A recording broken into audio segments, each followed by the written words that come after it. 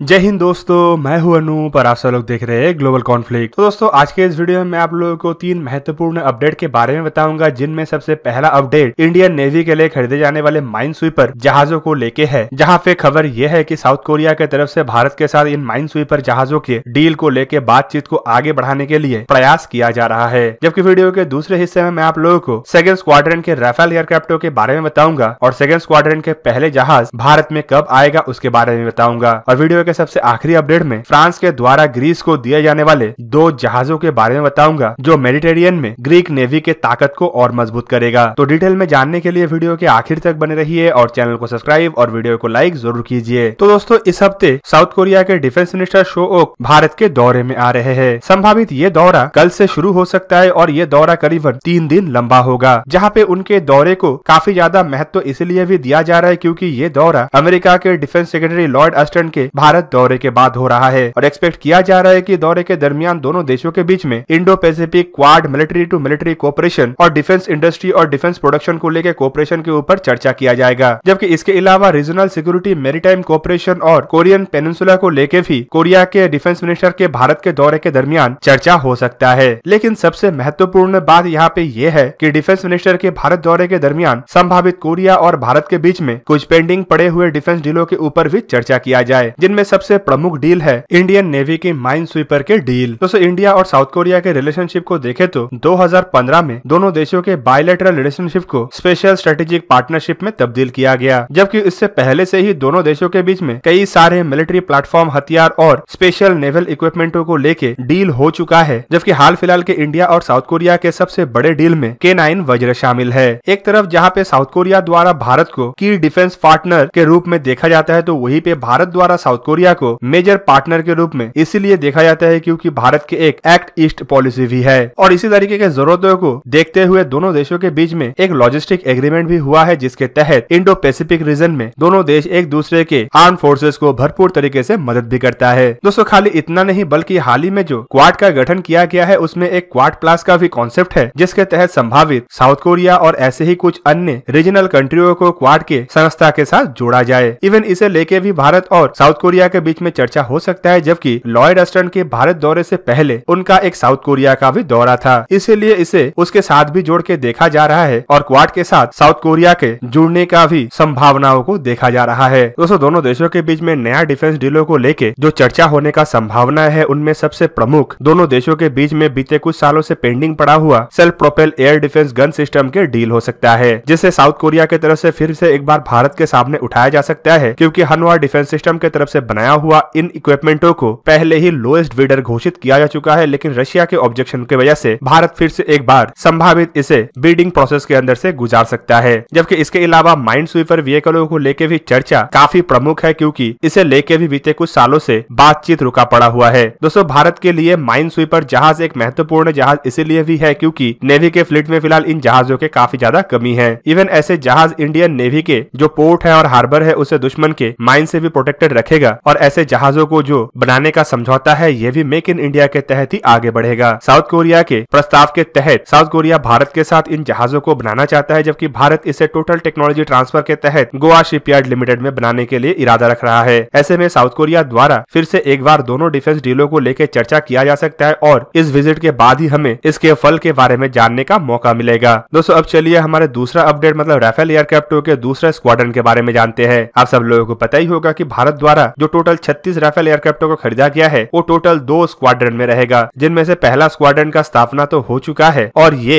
Ambala airbase में स्थित है, जबकि दूसरा स्क्वाड्रन वेस्ट बंगाल के हसीमारा एयरबेस में तैनात करने का बात कहा जा रहा है। और अब खबरों में बताया जा रहा है कि भारत दूसरा स्क्वाड्रन को भी तैयार करने के लिए आगे बढ़ चुका है और संभावित राफेल एयरक्राफ्ट के दूसरे स्क्वाड्रन की घटना अप्रैल महीने के मध्य तक होगा। इवन ये तभी किया जाएगा जब अंबाला एयरबेस में स्थित पहला स्क्वाड्रन में हर एक एयरक्राफ्ट का डिलीवरी हो जाएगा। दोस्तों आशा किया जा रहा है कि अप्रैल महीने के मध्य में फ्रांस के तरफ से भारत को कुछ और राफेल एयरक्राफ्टों का डिलीवरी किया जाएगा और इस डिलीवरी के साथ पहला स्क्वाड्रन को संपूर्ण कर लिया जाएगा। अंबाला एयरबेस में स्थित गोल्डन एरो स्क्वाड्रन में ऑलरेडी 11 राफेल एयरक्राफ्टों को शामिल किया जा चुका है, जबकि बताया जा रहा है कि अप्रैल के अंत तक भारत को और 10 राफेल एयरक्राफ्ट की डिलीवरी मिलेगा। दोस्तों इस डिलीवरी के साथ अंबाला एयरबेस में 18 एयरक्राफ्टों के स्क्वाड्रन को संपूर्ण किया जाने के साथ साथ पहला स्क्वाड्रन के लिए 3 एयरक्राफ्टों को भी तैनात किया जा सकेगा। इवन इवन दोस्तों आपके जानकारी के लिए बता दूं, दूसरा स्क्वाड्रन जो हसीमारा एयरबेस में तैनात करने का बात कहा जा रहा है वो इंडिया के नॉर्थ ईस्ट सेक्टर के नजदीक और चाइना के बॉर्डर के काफी नजदीक है। ये महत्वपूर्ण सिलीगुड़ी कॉरिडोर के भी पास है और साथ में डोकलाम जैसे रीजन के भी नजदीक है। ऑलरेडी हसीमारा एयरबेस में भारत द्वारा सुखोई 30 MKI के स्क्वाड्रन को भी तैनात किया गया है, जबकि राफेल एयरक्राफ्ट के साथ इस एरिया में इंडियन एयरफोर्स के ताकत को और मजबूत किया जा सकेगा। दोस्तों एक तरफ जहाँ पे अंबाला एयरबेस के राफेल एयरक्राफ्ट के स्क्वाड्रन का जिम्मेदारी इंडिया के उत्तरी क्षेत्र मतलब लद्दाख से लगे हुए चाइना के बॉर्डर और जम्मू कश्मीर से लगे हुए पाकिस्तानी बॉर्डर के साथ साथ पंजाब और राजस्थान के सेक्टर का जिम्मेदारी है, तो वहीं पे हसीमारा एयरबेस में तैनात इंडियन एयरफोर्स के दूसरे स्क्वाड्रन के राफेल एयरक्राफ्ट के जिम्मेदारी में नॉर्थ ईस्ट से लगे हुए चाइना के बॉर्डर के साथ साथ सिक्किम और नेपाल के साथ लगे हुए बॉर्डर का भी प्रोटेक्शन रहेगा। राफेल एयरक्राफ्टों को भारत के लिए इसीलिए भी महत्वपूर्ण बताया जा रहा है क्योंकि इन एयरक्राफ्टों में कई सारे ऐसे आधुनिक फीचर है जो चाइना के आधुनिक से आधुनिक फाइटर एयरक्राफ्टों को भी धूल चटा सकता है, जबकि इन एयरक्राफ्टों के सामना चाइना के ऑर्डिनरी 4th जनरेशन के फाइटर एयरक्राफ्टों के साथ नहीं है बल्कि डायरेक्टली चाइना के 5th जनरेशन के J-20 के साथ है। राफेल एयरक्राफ्टों में मीटियोर जैसे लॉन्ग रेंज के एयर टू एयर मिसाइल और स्कैल्प जैसे प्रिसिशन गाइडेड लो फ्लाइंग लो ऑब्जर्वेबल क्रूज मिसाइल होने की वजह से इसका ताकत में और ज्यादा बढ़ोतरी मिला है, जबकि इसके अलावा इन एयरक्राफ्टों के आधुनिक electronic warfare system, active electronic scan array radar, communication equipment और लो ऑब्जर्वेबल होना भी एयरक्राफ्टों का एक बड़ा खासियत है। दोस्तों 2 इंजन वाला ये एयरक्राफ्ट अपने 14 हार्ड पॉइंटों के सहारे 9 टन के हथियारों को लेकर उड़ान भर सकता है और साथ में ये एयरक्राफ्ट के पास एक ही साथ कई सारे मिशनों को अंजाम देने का भी क्षमता है। जबकि एयरक्राफ्टों का दूसरा सबसे बड़ा खासियत ये है कि इसमें हर तरीके का हथियार लगाया जा सकता है, चाहे वो दुश्मन के ग्राउंड इंस्टॉलेशनों को तबाह करने के लिए लगाया हुआ हथियार हो या फिर दुश्मन के नेवी या एयरफोर्स के फाइटर एयरक्राफ्टों को मार गिराने के लिए बनाया हुआ हथियार हो। दोस्तों अब चलिए फ्रांस के और एक सक्सेस के बारे में चर्चा करते हैं, जहाँ पे फ्रांस द्वारा ग्रीस को 2 जहाज देने का बात कहा जा रहा है। 23 मार्च 2021 के दिन जानकारी दिया गया है कि फ्रांस द्वारा ग्रीस को 2 फ्रिगेट का ऑफर किया गया है। दोस्तों इन 2 फ्रिगेटों में कैसेट क्लास के एंटी एयर फ्रिगेट जेन बार्ड मतलब D615 और जॉर्ज लेगस क्लास के anti submarine destroyer lettuce ट्रेवले D646 शामिल है। इवन दोस्तों फ्रांस के तरफ से ग्रीक नेवी को जो ऑफर किया गया है उस ऑफर के तहत ये जहाज बिना किसी पैसे के मतलब पूरी निःशुल्क दिया जाएगा। दोस्तों आपके जानकारी के लिए बता दूं कि ग्रीक नेवी के लिए ऑलरेडी ग्रीस द्वारा 2 ऐसे यूज्ड और रेडी अच्छे कंडीशन के जहाजों को टेम्परेरीली अपने फ्लीट के लिए हासिल करने के लिए भी टेंडर इशू किया गया है, जबकि दूसरी तरफ ग्रीस अपने नेवी के लिए फ्रिगेट निर्माण करने का एक टेंडर भी इशू किया है, जिसमें फ्रांस के तरफ से भी शामिल होने का प्रयास किया जा रहा है। ग्रीस के तरफ से यह भी जानकारी दिया गया है कि जो 2 यूज्ड जहाज ग्रीस खरीदने के लिए प्रयास कर रहा है वो असल में इमीडिएट सोल्यूशन के तहत देखा जा रहा है, क्योंकि नया टेंडर के तहत जो जहाज निर्माण का बात कहा जा रहा है उसके लिए कम से कम 8 साल इंतजार करना पड़ेगा और 8 साल के गैप को दूर करने के लिए ही ऐसे यूज्ड जहाज ग्रीक नेवी में शामिल करने का प्रस्ताव को उठाया जा रहा है। दोस्तों जो दोनों जहाज फ्रांस के तरफ से ग्रीस को ऑफर किया गया है ये दोनों ही एक दूसरे से काफी अलग और दोनों जहाजों को एंटी एयर वॉरफेयर जहाज के रूप में फ्रेंच नेवी में इस्तेमाल किया जाता है। दोनों जहाजों का मेन रोल बड़े फ्लीट को हवाई कवर देना है और साथ में एयर डिफेंस के रोल को निभाना है। दोनों जहाज ताकत के मामले में काफी बेहतरीन और फिलहाल काफी बेहतरीन कंडीशन में भी है, जबकि दूसरी तरफ फ्रांस द्वारा जिस तरीके से इसे पूरा निःशुल्क देने का बात कहा जा रहा है इससे माना जा रहा है कि फ्रांस ग्रीस के साथ अपने कोऑपरेशन को और मजबूत करना चाहता है। हाल ही में आप सब लोगों को पता ये भी होगा कि फ्रांस द्वारा ग्रीस को जल्द से जल्द राफेल एयरक्राफ्ट डिलीवर करने का भी बात कहा गया है, जिसका इस्तेमाल ग्रीस टर्की के खिलाफ मेडिटेरियन के अंदर अपने ताकत को मजबूत करने के लिए करना चाहता है। और अब फ्रिगेट जैसे जहाजों के प्रस्ताव मेडिटेरियन के अंदर ग्रीस का ताकत तो मजबूत करेगा ही, साथ में टर्की के भी रातों की नींद को खराब करने में काफी ज्यादा मददगार भी होगा। तो दोस्तों ये था आज का वीडियो। अगर आपको वीडियो अच्छा लगा तो इसे लाइक कीजिए और मेरे चैनल को सब्सक्राइब कीजिए और साथ में बना हुआ बेल आइकन को भी प्रेस कर दीजिए ताकि आप मेरा वीडियो देख पाए सबसे पहले। जय हिंद।